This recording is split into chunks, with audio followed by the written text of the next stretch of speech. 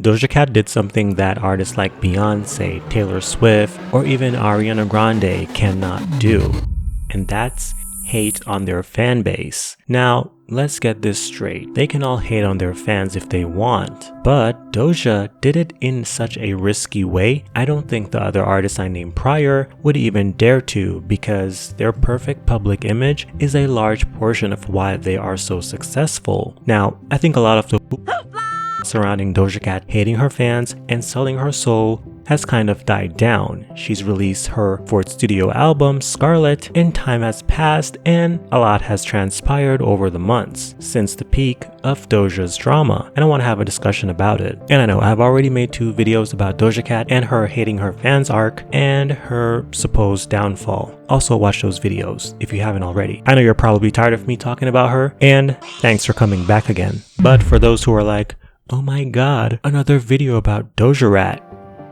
Bitch, I have more to say. Things have calmed down and we are now seeing the results of her actions. So with this video, I'll raise a few questions. Did it all pay off in the end? And what's next for Doja Cat? Was Doja Cat right for hating her fans? In my last video about Doja Cat, I said the following. Doja Cat thinks her fans need her when in fact Doja needs them, and I stand by that. Doja was very confidently arrogant, letting everyone know that she's here to make music and we the audience is just here to buy it. Now, did she lie? Not at all, but she was very condescending. Like literally, she's here to make music and honestly we are here to buy it. But her acting like whatever she releases we'll just eat it up, that's not true. Her delivery was also god-awful. No tact at all, so it rubbed a lot of people the wrong way. Since this whole thing with Doja Cat, it made me really look at what's the duty of an artist. And you can disagree with me, but artists are not here to make us feel good or to be our friends. Now in the old days, pre the start of TV, people didn't know how an artist looked unless they take a flight to Europe or take a bus to a concert or hitchhike, or if they live in the area of where these concerts or clubs would host these people known as artists or musicians. And sometimes one might know what an artist looked like from a flyer, or maybe the record sleeve had the singer's image on it, maybe. People would try to see these performers because they loved their music, not because of how snatched or fat their asses were. Maybe that might be the case the second time around, but initially, no. People heard your voice, felt something, and was compelled to see you. There were people like Ma Rainey, an incredible American blues singer that was born in the 1800s. People loved her voice and how it made them feel. And after a show, that was it until you see them again. Music isn't real anymore. Don't get me wrong, it's still art, but it's commodified. It's intentionally targeted to certain demographics for profits. It's all in the hands of an algorithm now, which is part of the problem, as music finds you, not you finding it. So you listen to one song, and then all of a sudden the algorithm starts to recommend just from that artist or artists similar, deprioritizing other artists of a different genre. And also now music is released based on the best interest of the label, and most of these artists today are just puppets. A wise woman, Eartha Kitt, once said, there are no real artists anymore. They are only entertainers now. Again, artists are not here to make you feel good. If that was the case, then every song an artist releases should make you feel good, nothing else, which doesn't make any sense. Now, can an artist make you feel good? Absolutely, but with real artists, it's all about the artist and what they want to put out. Whenever an artist's mind gets influenced by what is trendy or solely what the public wants, they lose what makes them an artist. Example, Lil Nas X just released a song I consider trendy. It has the vibe that people want to hear, but I don't think it moved us really because it was very expected, very ready for radio, very boring. And when I say artists, I'm talking about vocal artists like singers or rappers. Now, because of TV, tabloids, interviews, and social media, an artist today is more of an entertainer and is pressured to broadcast their life on social media to seem relatable in order to get more fans. This is my alter ego, Anita Maxwin. Anita.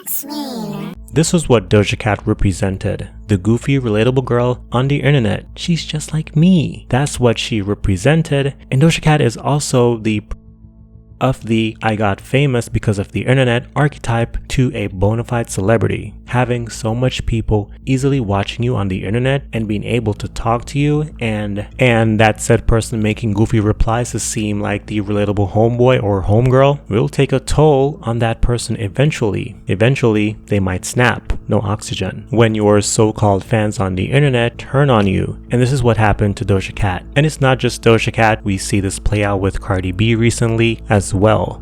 And no one is more relatable than Cardi B. This whole notion that, yeah, come on the internet, you can come on the internet and interact with people and be yourself, it's a safe space, is not true. It's not safe at all on here.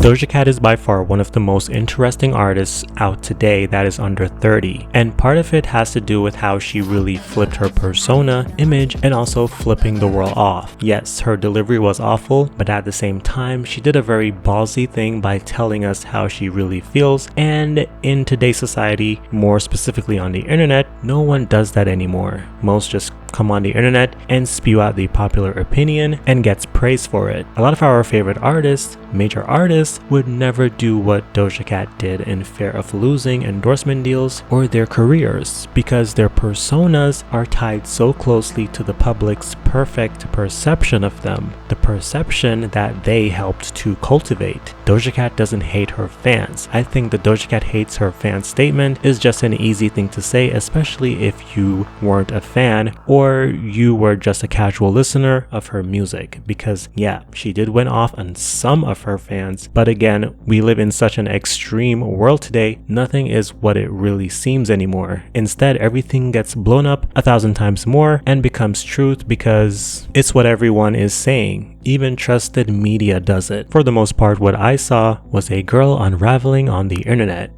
If y'all buy tickets, I make music, y'all shake ass, but we don't have to be friends, bitch. I'm not your friend. I'm not your friend.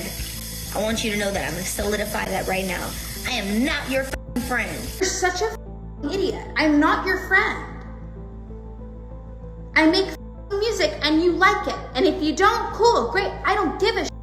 And yeah, fans can be annoying, but we really don't know why she went off on some of her kittens. I saw someone that was unhinged for whatever reason, and no one had any sympathy for her. But I'm also not surprised because we live in a world today where I hear people say things like mental illness aside as a way to justify dragging someone. And I'm not saying Doja Cat is mentally ill, but yeah, no one really knows the real reason for her unhinged behavior towards some of her fans. To me, it was obvious she was going through something, and I think the fame and the accessibility people have to her was just too much for her at that point, and possibly something even deeper. I'm way too fucking famous. 100%. In an interview with Ebro on Apple Music on the topic of her hating her fans, in response, Doja Cat deflected and basically said it was jokes and it's not her responsibility to explain herself. So the news comes out and it's like, Doja Cat says she hates her fans. Yeah. And I'm like, she might just be, this was my assumption, so correct me if I'm wrong. A lot of people got introduced to you because of your super smash, Kiss Me, and then back-to-back smashes, right? So a lot of people met you then. Meanwhile, you had been making music since 2014. Yeah. So all of these new fans come in, make assumptions of who they want you to be or project onto you. Is that some of the energy that we're seeing? Is you kind of fighting for? Yeah, one thing that I do want to kind of set straight is that you'll never see a direct quote of me saying I hate my fans. Okay. Not once. But it's a really big misquoted thing where everybody is saying she hates her fans. Never said that.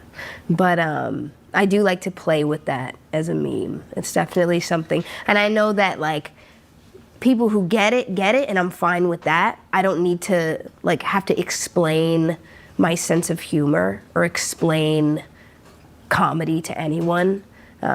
If people don't see the joke, then they just don't see the joke. And it's not my responsibility to have them understand. I do feel like she could have taken some responsibility here to say, yeah, I maybe could have been clearer with my responses because we don't know Doja Cat personally. So if she's tweeting and it reads like a FU, that's how we, the general public, will take it. Like when she calls her albums mediocre pop, that didn't sound like a joke to me. Everything sounded very demeaning. It had a very demeaning tone to it. You know, you can tweet something and have a certain intention of that tweet, but it can be translated to something very opposite when it's actually read by someone else. To me, that response in the interview was a whole bunch of gaslighting from her, but on her addressing the Doja is a Satanist comment. But this whole like Yes. very confident thing is like, I'm sorry, when the fuck did I say that I was a when did I ever say anything, or even go marching outside the church talking about, no, when the fuck did I say that? Anyway, it's really tacky and annoying and fucking discredits a lot of the hard work that I've put in. It discredits. Again, I don't believe she's a devil worshiper, but again, this is gaslighting and also a stupid response from her, and she's obviously playing dumb. The least she could have done was to not be surprised by people's reaction. That's like me going outside naked in the name of art and then be shocked when people say I'm crazy and I'm losing my mind. Like her being a celebrity, she should have known that lots of people were gonna think she's a devil worshiper.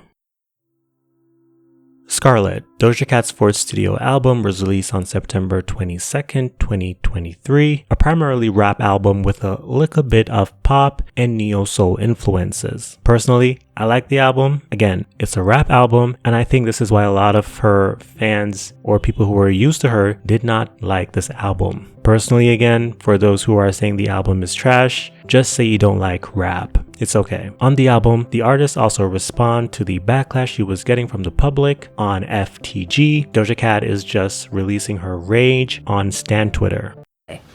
And girls, what is that? What are you saying on that song?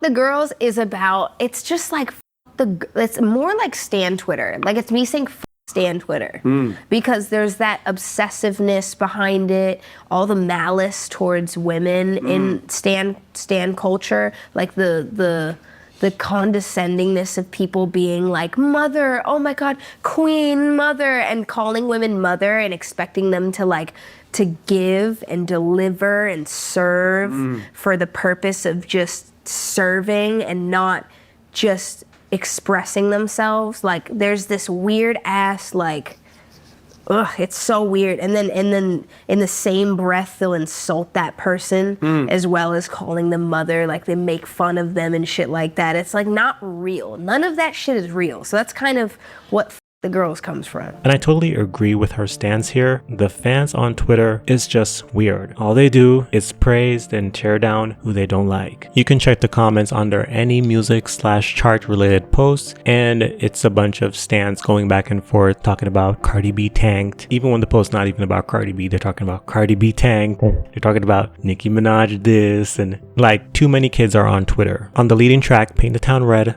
on the second verse, she says, I'm doing things they ain't seen before, fans ain't dumb, but extremists are. Basically denouncing the whole devil worshipping thing, but then she continues with, I'm a demon lord, to solidify that she's a troll at the end of the day. She also did this on the second track, Demons, when she said, I'm a puppet, I'm a sheep, I'm a cash cow. And on Skull and Bones, one of the meditative tracks off of the album, she reiterates, the only thing I sold was a record. I'm going to glow up one more time, trust me, I have magic. After all the hype and drama, Scarlet sold over 70,000 copies in its first week, and a lot of people were like, all of that just for 70k first week? Again, it really does not matter about the sales because, as I said in my last video, Doja Cat is not that artist that debuts with huge numbers. She only sold over 100k once with Planet Her, and Scarlet is a major departure from what her fans would like when it comes to her music. Most were expecting a lot more pop, or at least more up-tempo tracks. But Scarlet was a very laid-back album in my opinion, but in the end, it doesn't matter because I'm sure it will go platinum eventually. Chartdata.org reported it already sold sold over 500,000 in the US, which would, make it eligible for being gold. However, I couldn't find this on RIAA's website. Just wanted to point that out. In addition to that, Doja's singles are performing really good on the charts. Paint the Town Red went number 1 on the Billboard Hot 100 plus the Billboard Global 200. So it was literally the number 1 song in the world, and it's currently still in the top 10 on the Hot 100. Now, there isn't any official report of copies sold in the US, and that's saying a lot because the song is still going strong, and all the money used in the making of this whole project, with the sales of this single alone, I'm sure all the money has been made back just from Paint the Town Red. The fact that they haven't rushed and released a deluxe 2 days after Scarlet also kind of proves that. And Agora Hills, another one of Doja's sleeper hit, it took its little time, but now it's in the top 10 on the Billboard Hot 100. No, you hang up. You hang up. Look, say what you want about Doja Cat, but one thing you can't deny is her artistry and talent. She is a real artist. We see a lot of artists get swept up in the currents and become a pop star who is only here to serve everyone except themselves. That's what happened to Doja Cat, and it caused a conflict within. But she has managed to literally change her pop narrative and pop perception in one of the most unorthodox way, which deserved to be highly revered in music history and pop culture. And I can't wait to see what she comes with next. Now, I know some people in the comments are going to be like, I don't like Doja Cat anymore, blah blah blah. And look, do what you want, because she did went about things the wrong way, but she did it in her way, and I have to respect it. At least we saw the real her, or we saw more of her. We can't say that for a lot of these other people we made famous. I'm willing to move on, I'm willing to move forward with Fart, because at the end of the day, Fart wasn't talking to me. And that's just how I see it. I hope y'all enjoyed this video. Like the video, please like the video and subscribe. This is the close to my Doja Cat hating her fans and flopping and becoming a devil worshiper trilogy. I am Don, your pop culture boy. Ooh, Billy just rumble. I am Don, your pop culture boy, and I will see you in the next one. Yeah.